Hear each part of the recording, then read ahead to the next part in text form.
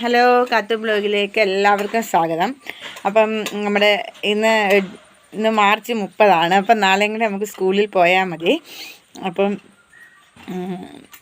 പിന്നെ കുറച്ച് വിശേഷങ്ങളൊക്കെ പറയാമെന്ന് പറഞ്ഞ് വന്നതാണ്.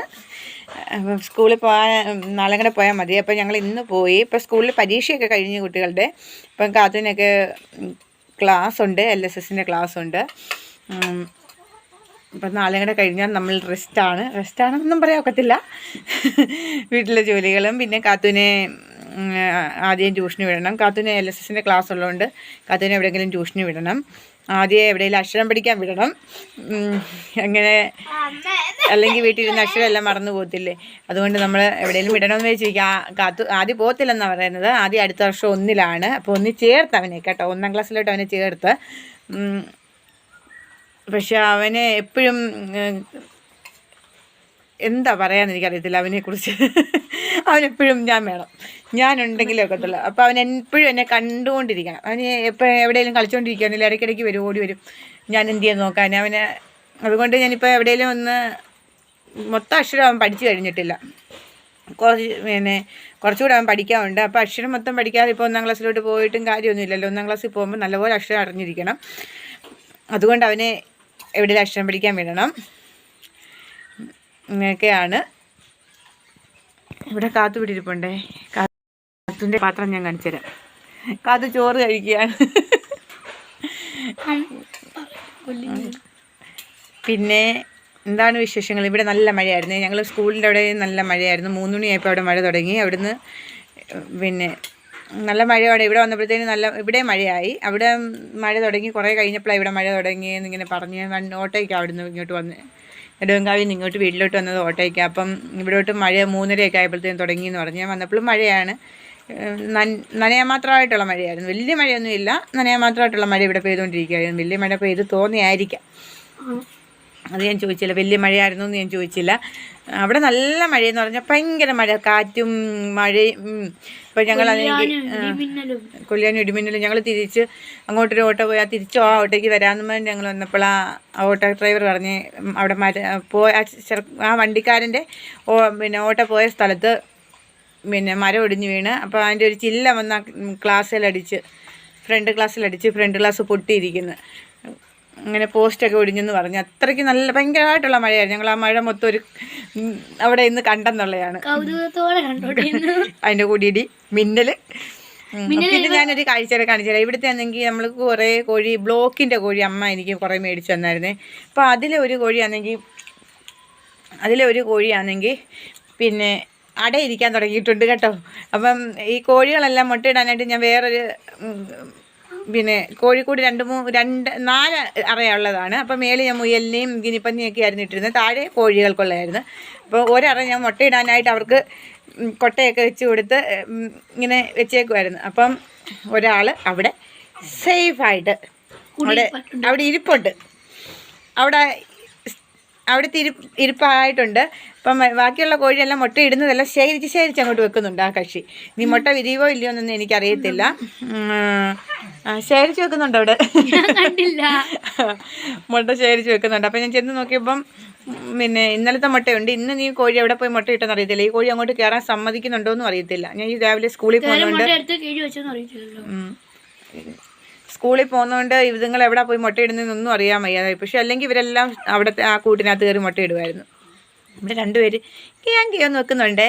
ഇറങ്ങി വരാനാണേ. എന്താണെന്ന് വെച്ചാൽ ഇവിടെ മഴയായപ്പോൾ ഇവിടെ കിടന്ന് വീഴാനാണ്.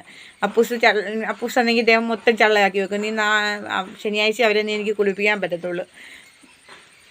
നീ നാളെ വൈകിട്ടല്ലേ വരാനൊക്കത്തുള്ളൂ. സ്കൂളും കഴിഞ്ഞ് നാളെ വൈകിട്ടേ വരത്തുള്ളൂ.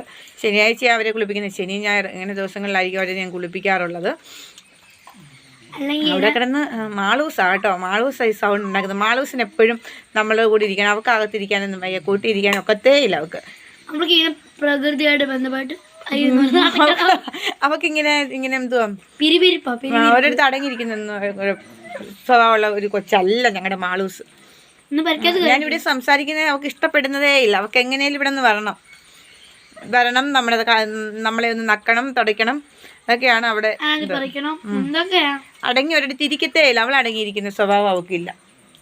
അപ്പം നമ്മളെ കോഴിയെ ഒന്ന് കാണിച്ചു തരാം. നമ്മുടെ അപ്പൂനെ മാളൂനെ ഒന്ന് കാണിച്ചു തരാം ഞാൻ. അപ്പോൾ നമ്മുടെ കോഴിയെ ഒന്ന് കാണിച്ചു തരാം. അപ്പൂ മാളും നാട്ടിലുണ്ട് കേട്ടോ. അപ്പൂ മാളും മഴയാണ്, ഞാൻ ഇവരെ തുറന്ന് വിടുന്നില്ല. അപ്പൂ നാണ്ടാ വന്നിരിക്കുന്നു. അവനിപ്പോൾ ഈ കളറൊന്നും ആയിരിക്കത്തില്ല തുറന്ന് വിട്ട് കഴിഞ്ഞാൽ. അപ്പം ഞാൻ കോഴിയെ കൂടെ ഒന്ന് കാണിച്ചു തരാം. അപ്പം കോഴിക്കൂടിൻ്റെ അവിടെ ഞാൻ പൊയ്ക്കൊണ്ടിരിക്കുകയാണ്. പക്ഷേ ഇങ്ങനെ കേട്ടിട്ടുണ്ട് നമുക്ക് ഈ പഞ്ചായത്തിൽ നിന്നൊക്കെ കിട്ടുന്ന കോഴി അടയിരിക്കുമെന്ന്. പക്ഷേ എനിക്കിപ്പോൾ അനുഭവം വന്നിരിക്കുന്നു. ദാണ്ടിരിക്കുന്നുണ്ട് നമ്മുടെ അവിടെ ഉണ്ടോ നമ്മുടെ എന്താ പറയുന്നു? എന്തെങ്കിലും പറയാനുണ്ടോ? ഇവള് മുട്ടയെടുക്കാൻ വരുമ്പോഴേ, നേരത്തെ മുട്ടയെടുക്കാൻ വരുമ്പോഴേ ഇവക്കൊരു ഇങ്ങനെ എന്തുവാ കനട്ടിക്കൊണ്ട് വരവൊക്കെ ഉണ്ടായിരുന്നു. അപ്പോൾ എനിക്ക് തോന്നി ഇവളിങ്ങനെ അടയിരിക്കുന്ന സൈസാണെന്ന്.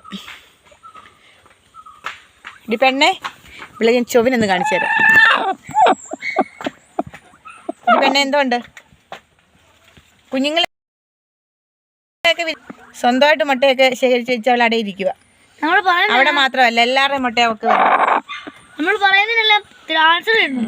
ആൻസർ അവൾ അവിടെ മുഖം കാണുന്നില്ല അവിടെ.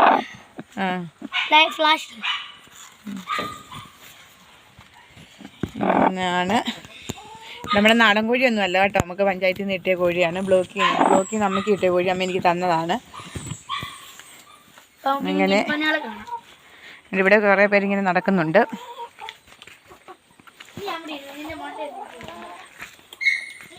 എങ്ങനെ ഇപ്പം നമ്മുടെ പത്തനംതിട്ട ജില്ലയിലായിട്ട് ഞങ്ങൾക്കിപ്പോൾ നല്ല മഴ കിട്ടിയിട്ടുണ്ട് കേട്ടോ. കുറേ നാളായിട്ട് ഞാൻ ഈ പല വെച്ചേക്കുന്നത് ഇവർക്ക് വെള്ളം എരിച്ചിലടിച്ച് കയറാതിരിക്കാനായി പല വെച്ചേക്കുന്നത്. ഈ പായ ഇട്ട് കൊടുത്തേക്കുന്നത് അതിൻ്റെ മണ്ടയ്ക്ക് ഇപ്പോൾ പല പല സാധനങ്ങൾ ഇങ്ങനെ കൊണ്ടുവച്ചു. അയ്യോ, എൻ്റെ ഫ്രിഡ്ജിൽ ഈ പായ ഇട്ട് കൊടുത്തേക്കുന്നത് ഈ ചൂട് സമയത്ത് ഇവർക്ക് കൂടുതൽ ചൂടടിക്കാൻ വേണ്ടി ഞാൻ ഇട്ട് കൊടുത്തേ ഈ പായ ഇതിൻ്റെ മണ്ടയ്ക്ക്. എന്തുവാ ഇവളായി ബഹളം ഉണ്ടാക്കുന്ന കേട്ടോ ഈ മാളൂസ്. മാളുവേ പോടി പെണ്ണെ. അങ്ങനെ വിശേഷങ്ങൾ ഇത്രയൊക്കെയാണ്. വീഡിയോ ഇഷ്ടപ്പെട്ടാൽ ലൈക്ക് ചെയ്യണം, ഷെയർ ചെയ്യണം, സബ്സ്ക്രൈബ് ചെയ്യണം. അതുപോലെ തന്നെ ഞങ്ങളെ സപ്പോർട്ട് ചെയ്യണം. അതുപോലെ ഞങ്ങളുടെ വീടിൻ്റെ വീഡിയോ ഇതുവരെ ഇട്ട് കാണിച്ചിട്ടില്ല. ഞങ്ങൾ വീടിൻ്റെ വീഡിയോ ഒക്കെ ഇട്ട് കാണിക്കുന്നതായിരിക്കും. അതിന് സമയം കിട്ടാത്തതാണ് പ്രധാന കാരണം. ഞങ്ങൾക്ക് സ്ഥിരമായിട്ട് വീഡിയോ ഇടാൻ പറ്റാത്തതിന് കാരണം ഞങ്ങൾ സ്കൂളിൽ പോക്കാം കേട്ടോ. സ്കൂളിൽ പോയിട്ട് വരുമ്പോൾ 5 മണിയോളം ആകും. ഞങ്ങൾക്ക് 2 വേണ്ടാണ് വരുന്നത്. അത് കഴിഞ്ഞ് കുറച്ച് നടന്നാണ് വരുന്നത്. അപ്പം ദിവസം നമുക്ക് വീടിടാൻ പറ്റത്തില്ല. വന്നു കഴിഞ്ഞാൽ വീട്ടിലെ ജോലികളും അപ്പോഴേക്കും ഇരുട്ടും. പിന്നെ എപ്പോഴാണ് വീടിടുന്നത്? രാവിലെ ആയാലും നല്ല തിരക്കാണ്. രാവിലെ പോകാനുള്ളതും പിന്നെ ഇവർക്കെല്ലാം ആഹാരം കൊടുക്കണം. അപ്പൂനും മാളൂനും ആഹാരം കൊടുക്കണം, കിനിപ്പന്നിക്ക് ആഹാരം കൊടുക്കണം. അങ്ങനെയൊക്കെ കുറേ കാര്യങ്ങളുള്ളതുകൊണ്ട് നമ്മൾ ദിവസവും വീഡിയോ ഇടാത്തതിന് കാരണം. എന്നും വീഡിയോ ഇടണമെന്ന് ഞങ്ങൾക്ക് ആഗ്രഹമുണ്ട്. അതുപോലെ ഷെയർ ചെയ്യുക, സബ്സ്ക്രൈബ് ചെയ്താൽ മാത്രമേ നിങ്ങൾക്ക് ലഭിക്കുകയുള്ളൂ. അതുപോലെ ഞങ്ങളെ സപ്പോർട്ട് ചെയ്യണം. നിങ്ങളുടെ സപ്പോർട്ട് ഉണ്ടെങ്കിൽ മാത്രമേ ഞങ്ങൾക്ക് മുന്നോട്ട് പോകാൻ പറ്റത്തുള്ളൂ. അപ്പോൾ ഞങ്ങളുടെ വീടിൻ്റെ വീഡിയോ ഒരു ദിവസം ഇടുന്നതായിരിക്കും, ഞങ്ങളുടെ വീട് കാണിക്കുന്നതായിരിക്കും കേട്ടോ. എൻ്റെ വീട് ഞാൻ കുറേയൊക്കെ വീഡിയോ ഇതിനകത്ത് കാണിച്ചിട്ടുണ്ട്, ഇതുവരെ കണ്ടില്ല. ബൈ. ഫേസ്ബുക്കിൽ ഞങ്ങൾക്ക് ചാനലുണ്ട്, അതുകൊണ്ട് ഒന്ന് ഫോളോ ചെയ്തേക്കണേ. അതിനകത്ത് വീഡിയോ ഒന്നും ഇടുന്നില്ല. Okay, by.